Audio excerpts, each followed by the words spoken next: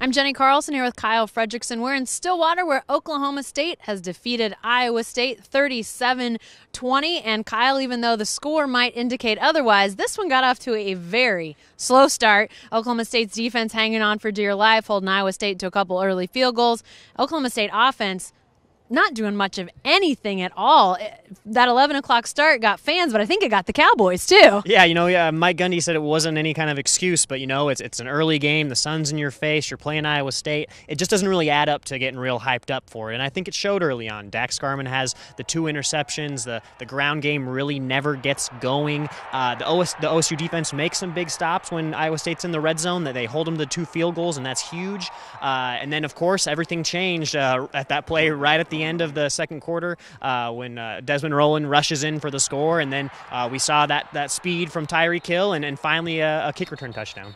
Well, it was 18 seconds that really changed everything, something that you're going to be writing about, but a questionable end to that first half with 2 fade patterns into the end zone from the 1-yard line that didn't do what they were supposed to do. Mike Gundy said after the game he was so frustrated that he wanted to try to run it in there, and even if they hadn't scored, he would have been okay with that. But that could have changed everything. Now, obviously, Tyreek Hill comes out and sort of flips the script with that big return. But if they don't score that touchdown at the end of the first half, things look really different. You're right, and it is a little bit of an odd sequence because I'm not sure that OSU has much faith in Dax Garman's intermediate passing game because we're talking about a very short pass into thick coverage. He's shown that isn't his strength. He loves the deep ball. But sure enough, with the clock running down and no timeouts, Desmond Roland's able to punch it in, and it's a huge momentum shift because after that play, it was really OSU all the way on forward. Well, Dax Garman having a bit of a rough day, 26 of 41 for 271. He had 1 touchdown pass, but those 2 interceptions you mentioned, and Mike Gundy saying afterwards that there was a bad route on one, but another that wasn't a great throw. But both of them he felt weren't as bad as the interception that Garman had against Texas Tech. But really, I think the big question as you look at the Oklahoma State offense is the run game, because per run really struggled out there. Offensive line lost a player in Zach Crabtree. So where does the run game stand right now, and can this offense really function at its highest level without that run game? It's going to be hard to say that it will, and this was a game where you figured that the OSU run game would really start to get its legs. Iowa State was allowing 5.2 yards per rush, which was worse than the league coming in, and OSU didn't get anywhere near that today. And with Crabtree going out with the injury, that's obviously going to hurt it a lot. But even with Crabtree in there, it's not like OSU was doing much on the ground game. So next week, going to Kansas, it's another time for these young guys to continue getting those much-needed reps to see if they can establish it. But if OSU can't do something when it's run game, when the Kansas States and the Baylors and the Texas comes around, there's going to be a lot of questions to answer, and it'll be interesting to see how it's going to affect the rest of the Cowboys offense. The Crabtree injury, by the way, was an ankle. It looked bad. They had medical staff all around him when it first happened, but then he returned to play.